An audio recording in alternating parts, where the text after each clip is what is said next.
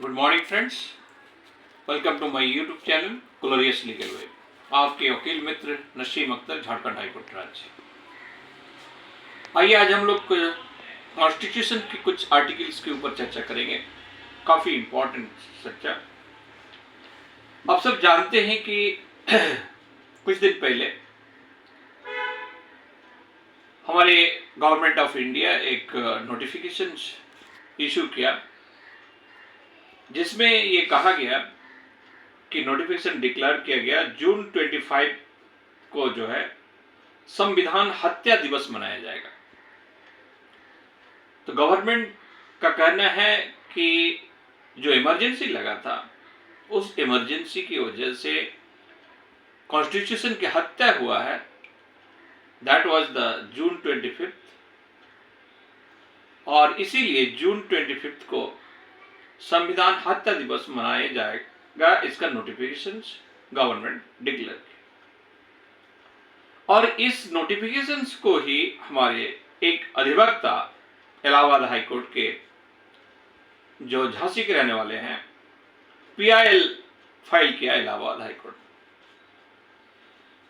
तो उनका जो तर्क है कि चूंकि article 73 of the constitution executive power of the union extends to the matter with respect to which parliament has power to make laws and to the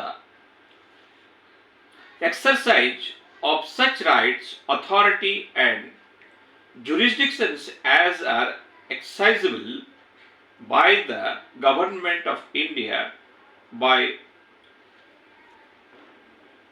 any treaty or agreement by virtue of any treaty or agreement। तो ये हमारे article 73 कह रहा है, क्या कह रहा है कि कॉन्स्टिट्यूशन का जो एग्जीक्यूटिव पावर है, ये यूनियन उस हद तक लागू करेगा to the matter with respect to which parliament has power to make laws, क्योंकि हमारे पार्लियामेंट को कोई कानून पारित करने का अधिकार है, एंड उसको एक्सरसाइज करेंगे ऑफ सच राइट्स, वैसे कोई राइट्स को, authority and jurisdictions as are exercisable by the government of India by virtue of any treaty और एग्रीमेंट। किसी भी ट्रीटी एंड एग्रीमेंट के तहत ऐसे जो है पावर को एक्सरसाइज होगा। अब आर्टिकल 73 के बाद हम लोग देखते हैं article 77। Article 77 of the constitution क्या कह रहा है कि all executive actions of the government of India shall be expressed to be taken in the name of the president. This means that any decisions, order or action taken by the government must be authorized by the president and carried out in their name। तो friends, एकदम clear स्पष्ट है कि कोई भी executive action जो होगा वो डेफिनेटली, यानी कोई नोटिफिकेशन होगा, तो वो उन नोटिफिकेशन में साइन जो है गवर्नमेंट का हमारी जो गवर्नमेंट ऑफ इंडिया है, तो वो प्रेसिडेंट ऑफ इंडिया साइन करेंगे। यानी गवर्नमेंट ऑफ इंडिया की कोई भी नोटिफिकेशन जब दिमाग में आता है तो वह प्रेसिडेंट के थ्रू होता है। तो ऑल एग्जीक्यूटिव एक्शन, कोई भी executive action of the government of India shall be exercised by exercise to be taken in the name of the president. President के नाम से वो जो है माना जाएगा। This means that any decisions, order, कोई भी डिसीजन, कोई भी आदेश और एक्शन, कोई भी action taken by the government, जब गवर्नमेंट लेता है, must be authorised by the president. निश्चित रूप से वह प्रेसिडेंट से ऑथराइज होना होगा, and carried out their name, और उसी के नाम से, their name means the president के नाम से, उसी के नाम से कैरिड आउट होगा। अब जो आते हैं हम लोग, ये गवर्नमेंट जो नोटिफिकेशन इशू किया, क्या जून 25 को संविधान हत्या दिवस, ये नोटिफिकेशन क्या प्रेसिडेंट ऑफ इंडिया से ऑथराइज्ड है? हमारे लर्नेड एडवोकेट का कहना है कि नहीं, ये जो नोटिफिकेशन गवर्नमेंट इशू किया ये प्रेसिडेंट ऑफ इंडिया से ऑथराइज नहीं है, इसलिए ये जो है नोटिफिकेशन इलीगल है और इसको क्वेश्चन किया जाए, सेट असाइड किया जाए। ऐसे माने किसी भी तरह का जो है illegal notifications government of India जारी नहीं कर सकता। तो इसी के संदर्भ में इलाहाबाद हाई कोर्ट में पीआईएल दाखिल हुआ। अब देखा जाता है कि हमारे इलाहाबाद हाई कोर्ट क्या डिसीजन देते हैं, क्या निर्णय देते हैं, और उनकी जजमेंट को फिर हम लोग स्टडी करेंगे, फिर देखेंगे। अब आते हैं हम लोग कि ये जो पीआईएल हुआ, ये जो जून 25 की बात जहां पर आ रहा है, ये क्यों हुआ? ये हुआ नेशनल इमरजेंसी। तो हम लोग कुछ नेशनल इमरजेंसी को जान लेते हैं।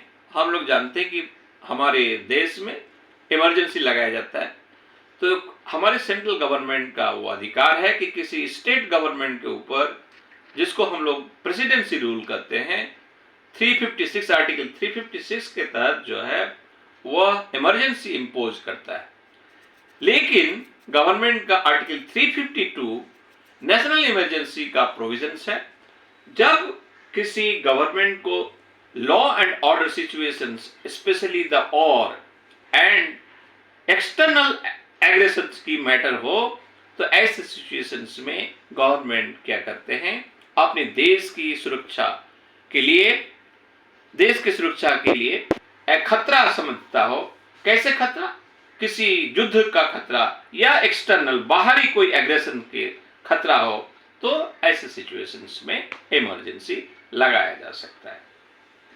तो सिंपली हम लोग इसको थोड़ा सा देख लेते हैं। 356 क्या है कि आप इंटरनल एग्रेशन, कोई बाहर अंदर ही अपने घात, यानी कोई स्टेट में कोई प्रॉब्लम हो, स्टेट का लॉ ऑर्डर सिचुएशन से बिगड़ गया हो, गवर्नमेंट, स्टेट के गवर्नमेंट ठीक से गवर्नमेंट चला नहीं पा रहे हो और बियॉन्ड द कंट्रोल हो गया, तो ऐसे सिचुएशंस में सेंट्रल गवर्नमेंट हमारे 356 इंपोज करके अपना सत्ता जो है, आप जानते होंगे क्या करते हैं, कश्मीरी पे कई बार प्रेसिडेंसी रूल लागू हुआ है, कई माने जिसको हम लोग राष्ट्रपति शासन के नाम से जानते हैं, झारखंड में भी कई बार हुआ है। तो इसको हम लोग कहते हैं 356 की एक्सरसाइज। लेकिन जो हमारी इंदिरा गांधी इमरजेंसी लगाया था, जिसको हम लोग कहते हैं बार बार कि ये क्या कहते हैं, संविधान की हत्या है, तो क्या ये संविधान के प्रोविजन के बाहर था? क्या उस इमरजेंसी को हमारे राष्ट्रपति कोई का ऑथराइज नहीं था? नहीं, बिल्कुल था। तो जब हमारे संविधान में ही ये प्रावधान दिया गया है कि नेशनल इमरजेंसी लगाया जा सकता है सच एंड सच सिचुएशंस में, तो उस प्रोविजन को अगर फॉलो करते हुए लगाया गया है, तो it is according to the provisions of the constitution and that is legal. अब आते हैं कि हमारे आर्टिकल 352 क्या कह रहा है। The president can declare a national emergency when the security of India और a part of its threatened by or external aggression or armed revolution, कोई ऐसे हथियार से कोई रिवोल्यूशन मीन्स एक क्रांति, यानी बाहर की कोई क्रांति, कोई आप मान लीजिए हमारे पाकिस्तान अटैक कर दे रहा है, इधर अफगानिस्तान कर रहा है, इधर क्या कहते हैं बांग्लादेश अटैक, तो क्या हम लोग बैठे रहेंगे? बिल्कुल नहीं। तो यहाँ ऐसे सिचुएशन में देख रहा है कि बियॉन्ड द कंट्रोल हो रहा है, तो गवर्नमेंट क्या कर सकते हैं, करेंगे, वो नेशनल इमरजेंसी लगाए। When a national emergency is declared on the grounds of war or external aggressions, it is known as external emergency। इसी को हम लोग कहते हैं एक्सटर्नल इमरजेंसी, इसी को कहते हैं हम लोग national emergency. Next article 360 of the Indian Constitution empowers the President of India to proclaim a financial emergency। हम लोग आज थोड़ा सा फिनेंशियल इमरजेंसी के ऊपर भी चर्चा कर लेते हैं। फिनेंशियल इमरजेंसी क्या होता है, ये बहुत कम हम लोग डिस्कशंस में आते हैं। आर्टिकल 360 में जब किसी देश की, यानी चूंकि आज हम लोग इंडियन प्रोस्पेक्ट में डिस्कस कर रहे हैं, तो हम लोग इंडिया की ही बात करें। अगर हमारी कंट्री के फिनेंशियल पोजीशंस इतनी बिगड़ जाए कि बियॉन्ड द कंट्रोल हमारे डेब्ट जो सिस्टम, क्रेडिट जो रेटिंग सिस्टम इतने बिगड़ गया है कि अब हम उसको संभाल नहीं पाते, तो ऐसे सिचुएशंस में आर्टिकल 360 जिसको फाइनेंशियल इमरजेंसी कहते हैं वो गवर्नमेंट लगा सकता है। Article 360 of the Indian Constitution empowers the President of India to proclaim a financial emergency if he or she is satisfied that a situation has arisen due to which the financial stability or credit of India or any part of its territory is threatened. जब किसी country के या किसी country के किसी भी भाग में फिनेंशियल स्टेबिलिटी ना रहे या फिनेंशियल स्टेबिलिटी और क्रेडिट ऑफ इंडिया खत्म हो जाए, तो ऐसे सिचुएशंस में हमारे government, Indian government of India क्या कर सकते हैं? फिनेंशियल इमरजेंसी लगा सकते हैं। अब जब फिनेंशियल इमरजेंसी लगा देंगे तब हमारे देश के नागरिक को भी उनकी जो अधिकार है वो कुछ हद तक जो है कम हो जाता है, उनकी जो है अधिकार जो है कम हो जाता है।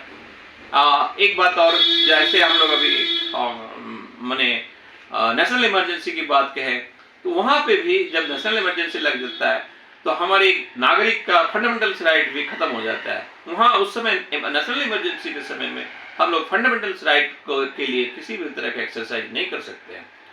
तो उसी तरह फाइनेंशियल इमरजेंसी जब लागू होगा तो parliament is not allowed to increase the emolument or salaries or allowances of the members of the parliament during the financial emergency. जब financial emergency होगा तो ऐसे situations में पार्लियामेंट के किसी भी मेंबर के कोई सैलरी, एमोलमेंट्स को किस इंक्रीज या अलाउंसेस को इंक्रीज नहीं कर सकता बल्कि और घटा देगा। These provisions are also applicable to the state legislative. यही प्रोविजन स्टेट लेजिस्लेटिव में भी लागू होगा, यानी हमारे एमएलए का जो सैलरी, अलाउंसेस ये सब बढ़ोतरी नहीं होगा बल्कि घट जाएगा। These state government also have to face various restrictions during the financial emergency.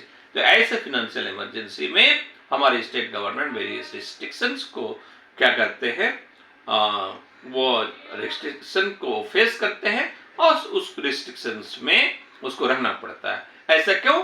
इसलिए कि हम जब अपने कोई भी घर की ही बात सोच ले, जब आप क्राइसिस में हैं तो आप कटौती कर देते हैं, 2 बार चाय बनाने की जगह 1 बार चाय बनाते हैं, हर चीज में आप कटौती करके चलते हैं ताकि हमारे क्राइसिस से हम उबर सके। तो ठीक यही कंसेप्ट जो है हमारे फाइनेंशियल इमरजेंसी का है, ताकि हम जो क्राइसिस में हैं उस क्राइसिस, फाइनेंशियल क्राइसिस में जो है उससे हम उबर सके। तो फ्रेंड्स, आज के वीडियो में इतना ही। तो अगर वीडियो अच्छा लगा हो तो हमारी वीडियो को लाइक करें, शेयर करें, और अगर वीडियो अच्छा लगा हो तो हमारे यूट्यूब चैनल को सब्सक्राइब करें। Have a nice day. फिर मिलते हैं अगला वीडियो में एक नए टॉपिक के साथ। जय हिंद।